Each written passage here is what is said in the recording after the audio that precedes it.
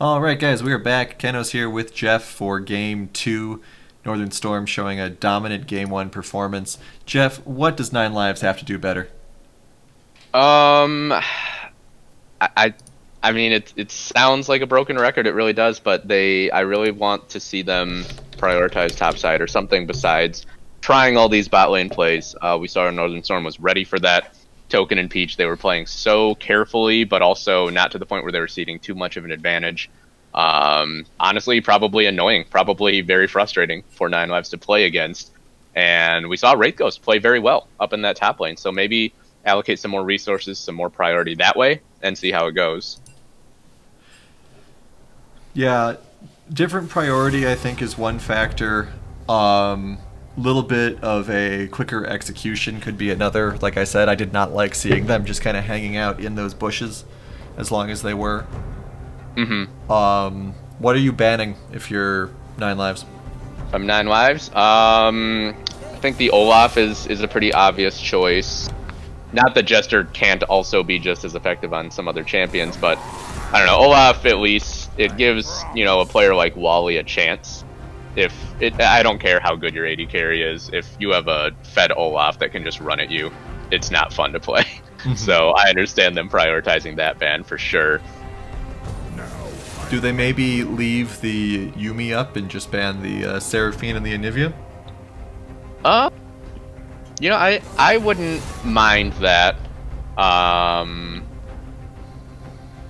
mean, Yumi. I mean, obviously, we know Princess Peach is very adept at that champion, but it's still a champion that, since they finally nerfed her a while back, increased the mana cost of her heal, is at least possible to play against.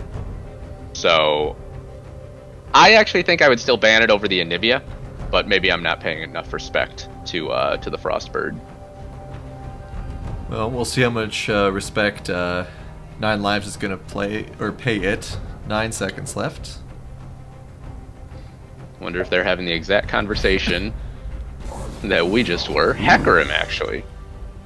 I guess they're scared of Jester's Hecarim. Makes Yeah, sense. they just don't want Jester on. I wonder if that's part of why Idolites picked it early last game as well. If it was as much a pick for him as it was to take it away.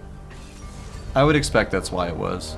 Maybe now we'll see Idol on someone he enjoys playing a little bit more.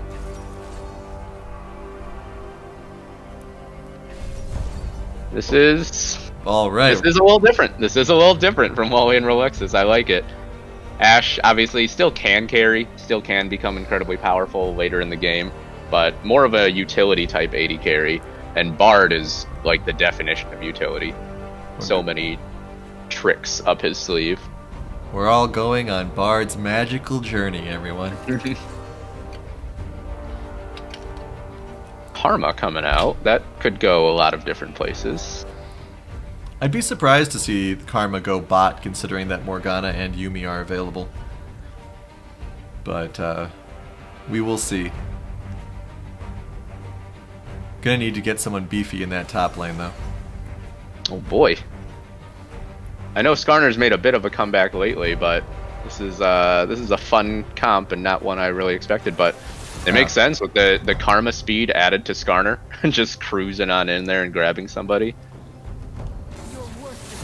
Nine Lives must have missed my 12-page thesis about Jarvan. I'll mail you guys a new copy, don't worry about it. Alright, so last bans here, they do take Morgana off the stack, which I guess means they're assuming Karma is a mid lane play. Mixlink tells me to stop hating J4. I tell you what, Mixlink, I will base my entire opinion on J4 on this game. Okay? Oh boy, the stakes have never been higher. I love or hate Jarvan for all time based on this game. There you go. We did end up seeing both the Morgana and Yumi taken away at the very end here, and again, I like the Victor ban. I think that's shown to be one of Cuba Libre's best champions. So it's going to be the Vel'Koz in the mid lane instead. So we're seeing a lot of different stuff from Nine Lives here. I'll give them credit for that. They are changing it up. We do have Robbie reminding us that Skarner will have a skin this time. after the wager or declaration last week. And Token back on this faithful misfortune that I believe he played both games in week 1 when Northern Storm got their 2-0. So yeah, will be a Karma support. We did have Going up to the top lane. the Malphite was banned game 1. Yeah, you're right. It was. So this will be very interesting. Need someone tanky, 9 lives. And they left this pick for last, so they wanted to give Wraith Ghost this counter pick. They're going to go with the Ornn. They're hovering. Nice and boring. I mean, that's a tricky situation there because you get that last pick. You know, Malphite is a very one-dimensional champion. You can counter it, but as you said, they were lacking tankiness, and Malphite's traditional counters are not tanks, so not really able to take full advantage of that last pick. Yeah, I mean, I don't hate Ornn. He's just like the go-to, though, right? Mm-hmm. Kind of like how Zac and Sejuani were the go-to tanky junglers for a long time. For about 3 years, it seemed like. Yeah, so we're just gonna have 2 big rock guys slapping each other up in the top lane. Be interesting to see if either jungler prioritizes that. Okay, so is 9 lives just trolling right now? Yeah, they're leaving the Ashe mid lane? Okay. Okay, well, Bard, Vel'Koz. That's going to be an interesting combination down there. I would almost wager that lane combination hasn't happened before outside of this team. I don't think I've seen it. And Token and Peach, it's going to be a little tricky for them. I would imagine they probably haven't played against this combination. If they have, I mean, who knows if that's enough to really assess it off of just 1 or 2 games. But Karma is a very oppressive champion to lane against inherently with Absolutely. those long range Qs and things. So this will be, I don't know who I give the advantage to in team comps right now. I guess I look at Northern Storm and it at least looks pretty normal. So probably going to go there. Yeah, just because, okay, I don't really stalk player histories. Mm-hmm. Not that I have anything against anyone who does, because obviously that's part of the analysis and all that sort of stuff. So I don't know how much Wally plays Vel'Koz. But for me, looking at this, it almost seems like it's 9 lives going, you know, oh, yeah, we could be weird too. And so with that in mind, I almost want to just give this to Northern Storm because this team comp must be something they're at least somewhat comfortable with. Whereas I have no idea how many games Relexus and Wally have played with this. This just seems out of left field, doesn't it? Yeah, absolutely. With that being said, when a player is just, you know, a really, really good player, even if they've just played a champion a couple times in an ARAM or something like that, generally they have a pretty good understanding of it and can play it to an adequate level. The Ashe in the mid lane is really the outlier for me. We saw Slack last week. I had not personally seen him play a marksman mid lane, and he did great at it. And now we're seeing Cuba Libre, and I don't believe I've seen him on a marksman mid lane. So, yeah, as you said, it's almost like 9 lives is saying, like, well, we're going to take a page out of your book. And I'll be interesting to see how Idle Lights does the jungle this time. Had, you know, sort of bad run first game. But, you know, rather than stealing the Hecarim away from Jester, now he's theoretically playing someone he wants to play. So. Yeah, and if you're 9 lives, there is the opportunity to potentially try to make a level 1 play here as well. You do have some level 1 crowd control. Ashe lands those slows so easily that can set up a cosmic binding or something like that. It'd be fun. It would be fun to see some level 1 aggression. We haven't gotten much of that this split. Yeah, we'll see what happens. Going into game 2. Got to check out this sweet Skarner skin we've heard so much about. Will it live up to expectations? Got to ban somebody. 1 second. Alright. Ooh, that is a nice Garner skin. Alright. And still only 9 skins, so advantage Northern Storm once again. Ooh, fast load this time. Very, very fast load. Yeah, I'd say Northern Storm won the skins, though, just because we got some matching ones.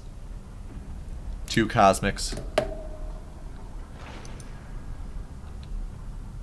And just 5 to 4 as well. Mhm. Always gives you an inherent advantage there. There's so many good orange skins, guys. Come on. And by so many, I mean like 2. Well, it's more than some champions have.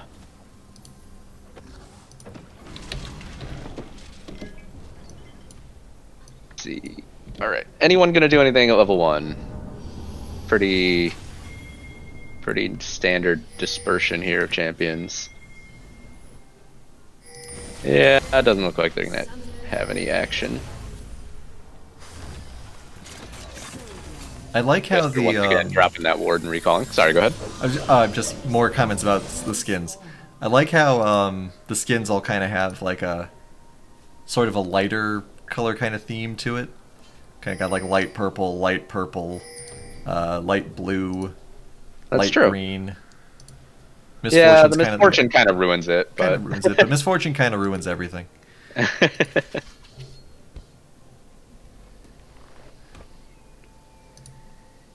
All right. And Jester, yeah, we saw him run out, drop that ward in the Pixel Brush in River, and then go back and get that sweeper again. So it's a nice little tactic you can use as a jungler. Get a little bit of extra, you know, for those of you who are all about min-maxing and things like that. It's a nice little trick. Well, we're all about min-maxing. Gotta get And both junglers again starting topside. Gotta work out some strategery. Alright, so all eyes currently on this bot and mid lane, because this is just not what we were probably expecting to see out of 9 lives. And Wally misses his first Q and takes a big Q in response. Nice Alexis stun. lands a binding, but no follow-up available. Interesting how they got immediate aggression this time, as opposed to last time when they kind of waited a little bit. Well, I think last game, too, you have a natural disadvantage playing Thresh into double ranged early on, so you need to get a little bit of experience under your belt before you want to brawl. Yeah, Bidet and Wraith fighting again, but Malphite is not quite as bursty as Volibear, so no huge damage spikes this time. At least not yet. Good job by Wall and Alexis dodging these double ups so far from Token. Those Qs really hurt if you get caught by him. Wally's now really both going. junglers down on the bot side. Sorry, go ahead. Oh, I was just gonna say, Wally's really going to town spamming those Vel'Koz abilities as well. Like, every chance he gets, he's throwing them out. Good angle shot there. Yeah, just barely caught Token there. Not a ton of damage yet, though, coming out from those Qs. And both junglers still pretty mirrored in terms of verticality, but neither making an aggressive move yet towards this crab, which is about to spawn. And Wally and Relexis are actually... Wally might be recalling, which... If Northern Storm would be aware of that, then it would be immediate, you know, get that crab. Relexis in the jungle for some reason. Picking up meeps, doing bard things. But yeah, so now Idolites has no help going towards this Scuttle Crab. We'll see if they do try to fight for it. They do see Token is still down there, so there's the potential for a 2v2, but too late to approach now. Jester again gets that crab. And Idolite's going to run straight up towards the top lane, try to equalize, at least a little bit late. And now we're actually seeing a quick swap here. Wally's going over to mid lane right away, and Cuba Libre running bot on this Ashe. Very, very early swap. Pre-4 minutes there. Sure, why not? Wally coming out does land some big damage onto Slackosaurus there. Obviously, you still have the Anivia passive to deal with there, so Slack can still feel relatively safe. Idolites is in the area. Princess Peach running right up at Cuba Libre, lands a nice Q. Very good slow shot there. Quite able to find that one. I'm just going to switch the scoreboard up here. Oh, yeah, I'll leave it. Right now, these are the lanes they started in. Yeah. Yeah, I don't know if it's what the approach is. We'll see how many of these CS Cuba Libre can pick up. Rolex has actually kind of messed them up on that last melee one there, but should get the rest of them. Looks like they're lined up pretty well. Oh, the attack speed just a little too slow. That one wasn't your fault, Cuba Libre. Nothing you could have done. And now Peach and Token are chilling in that brush, just like their opposition last game. And Rolexus is going on a journey again, which means Cuba Libre has to be pretty careful. Magical journey. Discovers they are doing Dragon, so we'll see if there's any response from Northern or 9 Lives for that. Doesn't seem like there's anyone close enough to do anything though.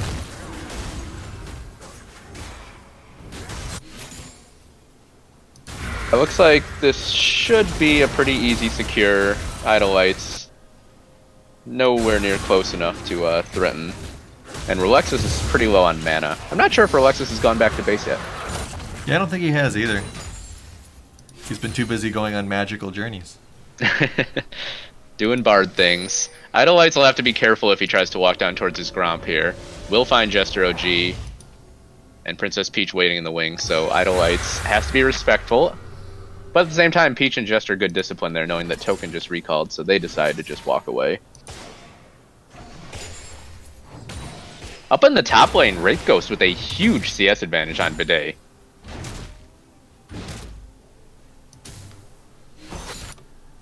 Well, I mean, that's classic Malphite things, right? Indeed. You play Malphite, you don't get any CS. It's just a rule. Wally and Slackosaurus, relatively even in the CS department down here in the mid lane. Slack with a level advantage, but that's normal given that Wally came to this lane later on. And another relatively bloodless 9 Lives game, which is kind of funny. Yeah, that's a good point. Has been a trend for them. Oh, there's a lot of blood, though. Disintegration Ray comes out from Wally, does pop the passive. I don't know if he'll have the damage to finish him off before the resurrection. Doesn't have the mana, I think, for any more abilities. Maybe one more Q. Oh, he flashes forward and gets it. Nice play. Looked like Slack was going to be safe. Wally immediately firing that Q out of the flash. Slack just didn't have time to react. He did have his own flash available, but not enough time.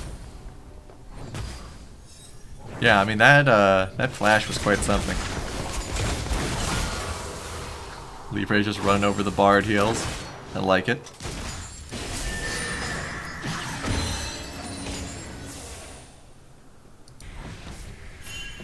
Our chat's having a spirited discussion about role swapping. I figured that would be a subject that would come up based on this. Meanwhile, Rolexus and Idle Lights look like they're about to do a little sparkly tunnel. No, they will chill for now. If they'd had a ward in that brush, they could have gotten Token there. This Token was running off to set up a ward, and they could have tunneled right behind her. Or him, I guess. Free Rift Herald, it looks like, up in the top side. Oop, big gank coming in here. Oh yeah, here comes Idle Lights. Not level 6 yet, though, so doesn't have the Cataclysm. Nice job from Peach, firing off a Q and then quickly flashing away. Boy, if only he was playing another jungler, that could have... No, that's right. I have to pretend to like Jarvan until this game's over.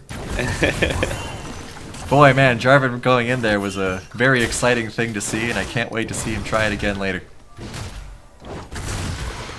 We're seeing a level advantage again, accrued by Jester OG. Wraith Ghost actually looking for a kill up in the top lane, and Bidet does... Oh, just able to Unstoppable Force at the last moment.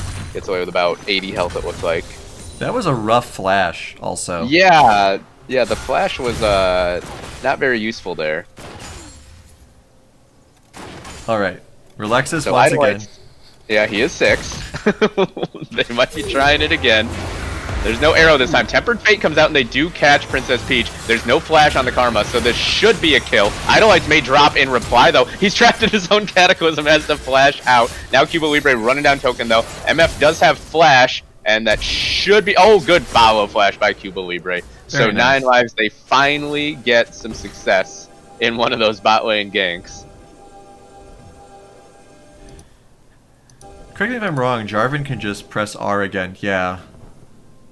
Didn't have to flash there to get out of his own puddle.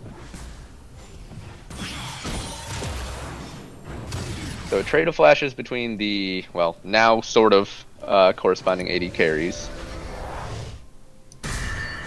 And one thing worth noting is that Slack and Bidet both did use their teleports at right about the same time, a couple of minutes ago. So for this next dragon fight, they will not be available, whereas Wraith Ghost will be able to join with his teleport if he so chooses.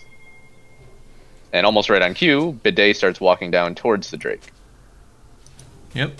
20 seconds on that Drake. Going to be an Infernal this time. And Idolites is all the way up at his Krug, so... Oh, there's another Disintegration Ray from Wally. Disintegration Way. Dang. I knew I was going to do that at least once this game. Wally picks up another kill in the mid lane on this Anivia. We are definitely seeing the damage that Vel'Koz can put out here. I keep missing those kills because of how quickly he's picking them off.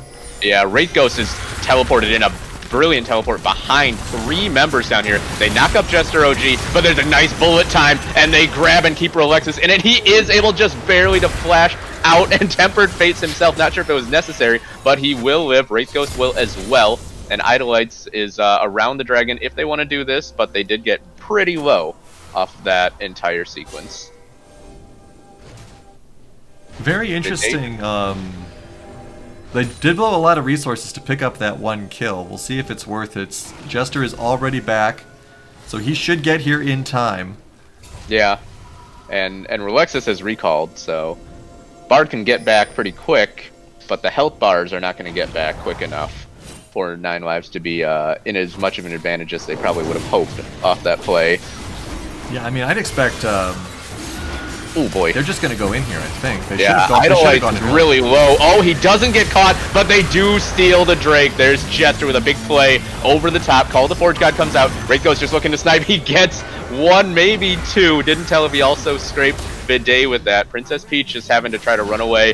Cuba Libre should land the Ash Slow any second now. Rolexus tanks this. It will go well for them, but oh, unfortunately, Cuba Libre got Drake. But Wally with the Comet catches him at the very end. So Jester steals the Drake, but 9 lives get all the kills there.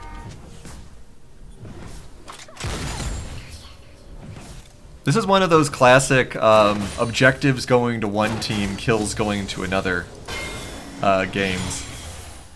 Obviously, great steal by Jester, but 5-0 on this Vel'Koz is a little scary. This squid is going to be a terror to deal with. Going to be, I mean, if Bidet can get in there with the Malphite ultimate and even just interrupt Wally's Disintegration Ray, I think that that's worth it, to be honest, at this point, because that Ray is going to put out so much damage, and there isn't that easy of a way to get back to him other than the Malphite ultimate. Yeah, Malphite ult, or if they can get Jester with an ultimate on him right away. Mm-hmm. Depends on the angle the Skarner comes from, how the fight starts. Disintegration Ray does have a pretty short cooldown as well, especially once a few more levels get into it, which is going to be rough. Cuba Libre has played pretty well on this Ashe down here. 1-0 and 4. Ashe is, you know, often more of a supportive style AD carry. Doesn't have a lot of tools to finalize kills. Just gotta hope that those autos find the right mark at the right moment, but you'll still take that score line at this point in the game.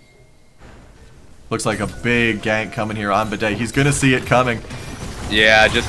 Oh, that ward came out, but by the time he saw them coming around, it was just too late. Another kill for Wally. Looking to make a counterplay, our Peach and token, but... Actually, yeah, if Cuba Libre doesn't leave, he will probably get dove by this Skarner, unless Jester decides to dawdle around. Arrow's actually coming towards the mid lane. Do we have... Oh, that's a great snipe from Cuba Libre all the way up. follow up from Rolexus with the Cosmic Binding. Idolite's looking for the Flag and Drag any moment. Good flash by Slackosaurus. Oh, good stun by Slackosaurus, but I still think there's just not a way out. They mistimed the Tempered Fate a little bit, but should still be a kill. That'll be a wasted scrambled egg. And, oh boy, they're committed now. They have to go in. Nice, there's the interruption on the disintegration rate that they needed. Then they pull back Idolites. The Jarvan is gone. Bidet also gets melted, though. The passive of the Vel'Koz just doing so much work on even such a tanky member.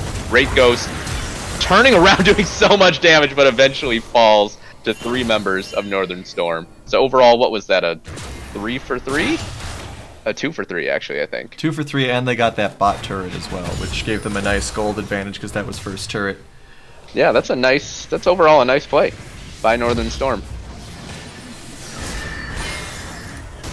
Yeah, I mean, they definitely executed well. They're very brave to chase. I feel like Wraith Ghost almost had a couple of kills there in his pocket. Yeah, absolutely. That could have you never quite know what happens when you're going on a magical journey.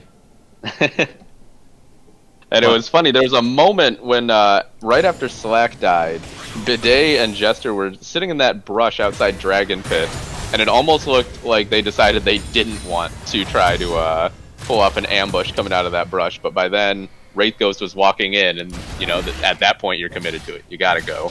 And it turns out pretty well for him, to be honest. Yeah, I think it's interesting how that kind of worked out for them. In the short term, at least. We'll see how they manage to pull it off long term. I like how Rolexus is using Bard aggressively. That's generally the best Bards do. Oh, we got a little bit of an engage here in the mid lane. Missed ult, though. Yeah, Libre chunked down to about half. Token using that Gale Force again and get some easy damage down.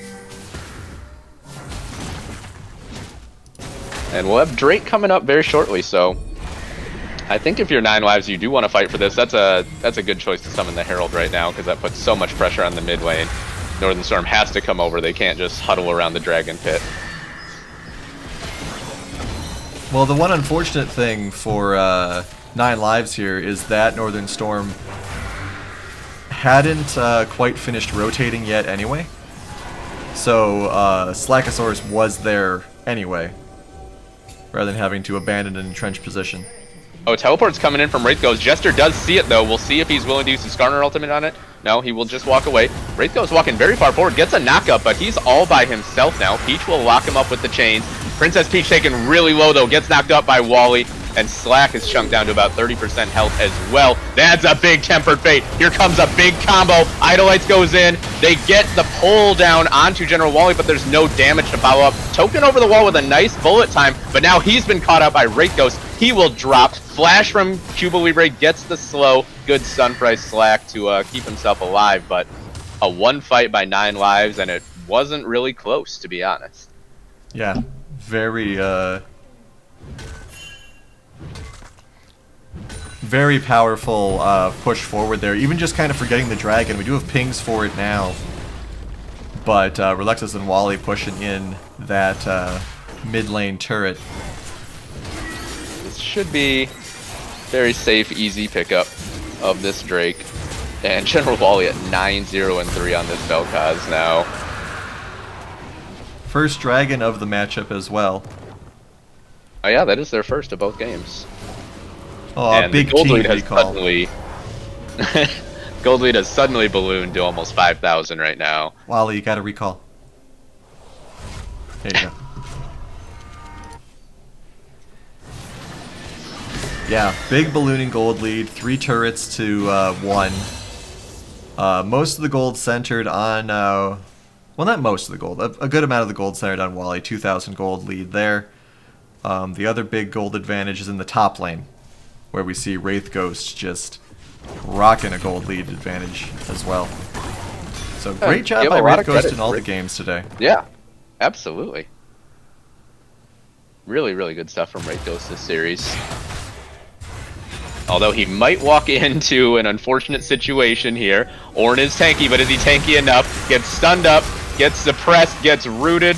He's still alive! He flashes! Oh, no way. No way. You have to anticipate that flash. I thought Oh that's my what goodness. Jester was doing. It looked like either Jester or Bidet was coming around the corner there. Like, he's obviously going to flash this direction. Yeah, and Bidet didn't have any mana to try to follow with an unstoppable force that would have secured the kill, so Wraithghost somehow able to get away out of that situation. I doubted that he was tanky enough, but he was. Well, everyone's tanky when you're not getting hit. That's the Warcraft Demon Hunter method. Oh yeah, that was the hero with evasion, right? Yes. Ah, yeah. I remember that not so fondly. Oh, come on. Night Elf was great. But then again, I switched to playing Undead later, so yeah. Night Elves suck. Don't I at have me been more. impressed by the Rolexus Bard. A couple of these Tempered Fates have been really, really good, really impactful. Yeah, absolutely. He's been strategically using Bard quite well in the aggressive manner that we come to expect from Rolexus when he plays. Mm-hmm. You know, he hasn't been a meme. 1-0-9. He's using it well. That one personal ult he did in the bot lane was a little bit weird, but other than that, Yeah. He did still make it out alive, but it's one of those ones where you know, you can't really tell. It's tough to tell, at least, if there might still be one more auto attack, you know, following you after you flash or something. Mm-hmm. But Now, yeah, if you're Northern Storm, it's got to be a little bit frustrating right now because Nine Lives has thrown this really weird wrench at you with Wally coming mid lane at 4 minutes. You know, it's obviously something that you wouldn't have expected, and it's tough to, you know, reorganize your thoughts after such a different look from the other team. Yeah, I think what Storm has to do here is they've got to keep an eye out. Oop, first they got to Tempered Fate get does ganked catch over here. Jester. He's going to get put in the bounce house and then kicked out of the club. That's the jungler down for Northern Storm and 9 lives. That's the pick they wanted. They will go right to this Drake. Not sure, or excuse me, Drake. They will go right to this Baron. Yeah, I was gonna say before all that happened, Northern Storm, what they really got to do here is they have to get some more vision down. They've only got 2 or 3 wards on the map right now, and find somewhere that they can pick somebody off.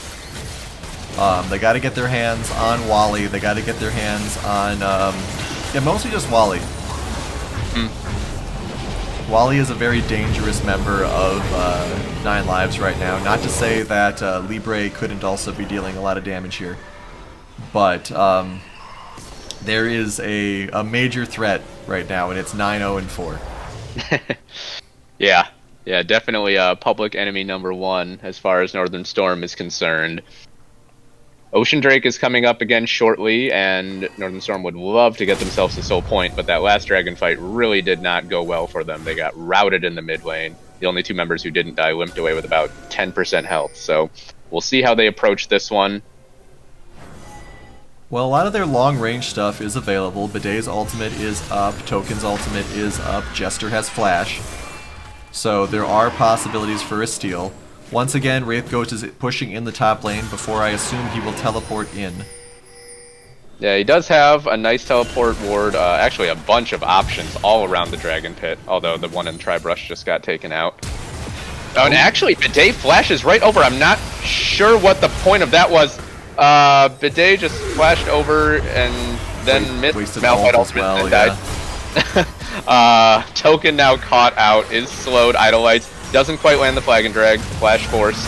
Here comes Call of the Forge God Go. There's Wraithghost arriving to the fight. Gets a really late knockup. That's a brilliant bullet time from Token, but it's just not going to be enough. Everyone's so low, but nobody dead. And 9 lives, they rout him again around the dragon.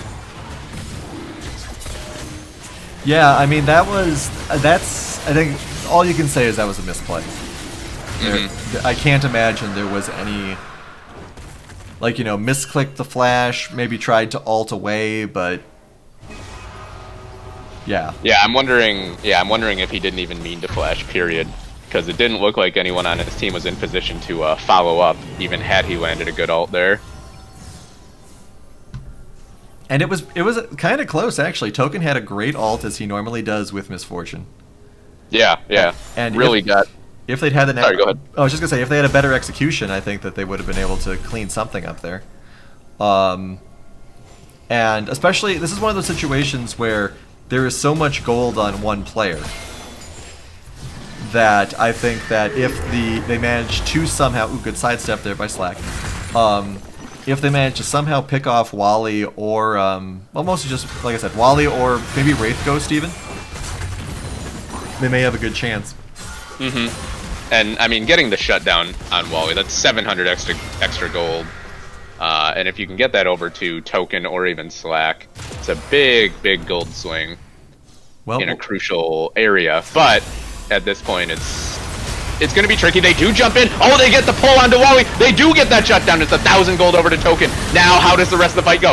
In the backline, Cuba Libre is melting people with this Ashe, though. We talked about him being able to be the secondary carry threat. Rolex is going all the way across looking for Slack. They get the egg right in that base gate. They should take it out. Cuba Libre firing away. Flashes over the wall for Princess Peach as well. Will drop to the turret, but it's an ace for 9 lives, despite Wally getting taken out right at the beginning. Token wasn't in a great spot there. I mean, it was a great job by both teams. I think that can't be understated. But I think that if Token was in a little bit of a better position, they would have been able to execute that a little bit better. Yeah, it's tricky because we saw Token, he did get up and get that shutdown onto General Wally, but a lot of the time when you're just desperately looking for that one pick on that one key member, when you see it happen, you end up mispositioning yourself because you get too excited trying to get that kill. Mm-hmm. But yeah, we definitely see the Ashe coming into her own. 3, 2, and 11 is nothing to sneeze at. Still 1,400 gold less than the ADC, but 200 more than the mid lane. Mm-hmm. So is a presence for sure, no questions there. Next dragon's up in just under 2.5 minutes. But I think they executed that well. I think that if they have that sort of foresight 1 or 2 times more, they may be able to swing back in this game, assuming Token is in a slightly more defensible position. Yeah, I think that Northern Storm, that fight started perfectly for them, but then I think right after they killed Wally, there were just maybe some positioning. We talked about Token not necessarily being in the perfect spot, and I'm not sure if it was Bidet or Jester, but after Wally was dead, they sort of stayed in the back line of 9 lives by themselves and just got melted by Cuba Libre with no support from anyone else. So, wondering if maybe the right call there was to fall back to your own back line after that initial pick. It's going to be a very savage Ornn coming in here in a second, I think. Oh, they actually see him. Yeah, it does get spotted, but has a pretty good angle for the ult. Tempered Fate is also available for Rolexes, and there's no tower to fall back to. They actually go right to Wraith Ghost. They're all standing near a wall, though. This could be dangerous. They only get 1 knockup, actually. Jester's fine. And on the other side, though, Slack just gets blown up. The rest of 9 lives comes down. They destroy the backside of the fight. That's an ace. That's going to be a 1-1, 9 lives. They rescue the weak. Well, we'll see if they push or not. It looks as though there isn't a stomach to push. There's pinging to say, come on, let's go, Wally. What are you doing? Well, he's getting the minions. Can't really crack the Nexus turrets very easily without minions there. Can they yeah, these turrets should drop pretty easily. Peach will be the only one up in the next 10 seconds or so. So a 1-1 between 2 teams coming off rough weeks. I think neither team will be very happy, but I don't think either team will be too upset either. Still not impressed by the Jarvan. I was gonna say, the $1 million question now. I think everything that Jarvan did in that game, Sejuani could have done. Yeah, I'm thinking back to it. Yeah, you might not be wrong. Locks down a single champ with their ult. Who else can do that? Sejuani maybe. Big damn. Yeah, not surprising to see the General Wally Vel'Koz leading by quite a bit in damage. Nice number from Token though. Even in a losing effort, we saw some of those great bullet times. Yeah, those ultimates were great. Very very well done. Always well positioned. Um, there was one or two that were a little bit off, but even so, they were chunking very well. It just goes to show how powerful that MF ult is. Hmm. And Um, Wraith Ghost actually had the second highest damage on his team, out damaging the Ashe very mhm. slightly. So showing what a threat that Ornn could be. And Rolexis with a huge vision score. Got to give a shout out for that at 66. Check out that. Let's pop over to that there vision score. Oh yeah, very nice. Surpassing Peach, unfortunately, a little bit on the back foot, so was only able to get 45. Had 50 last time. Um, so yeah, that is, I mean, 1-1, and very well done. By once again, some shoutouts. Wraith Ghost, Hmm. very impressive in that top lane, Yeah, great week from Wraith Ghost. and Relexus surprising with the Bard, 5-18 or 5-0-18. Can't I was gonna say what? can't say enough about that. So Yeah, I hope we see it more. Bard is fun. Bard is exciting. Would love to see that come out more. right, and I mean, especially because it's different from the champs that we had kind of attributed to him. Hmm. Where we were, expecting, oh, he's going to play the Alistars and stuff like that. But instead, we have suddenly more of a spellcasting type that is kind of fits into his play style of roaming and things of that nature. Yeah, roaming and still able to make plays despite the plays not being diving headfirst into things. Hmm. Bard's still obviously a playmaker, which I think is overall what Rolexis looks for in a champion. He Yeah. just wants to be able to affect the game for better or for worse. All right, so that ends the first set of games. We will be heading into game 2 very shortly. Phoenix versus White Wolf. Everyone hope you stick around for that, and then once that is over, we have Blitzkrieg versus Option 12. So stick around, guys. It's going to be another couple of hours, and we will be right back.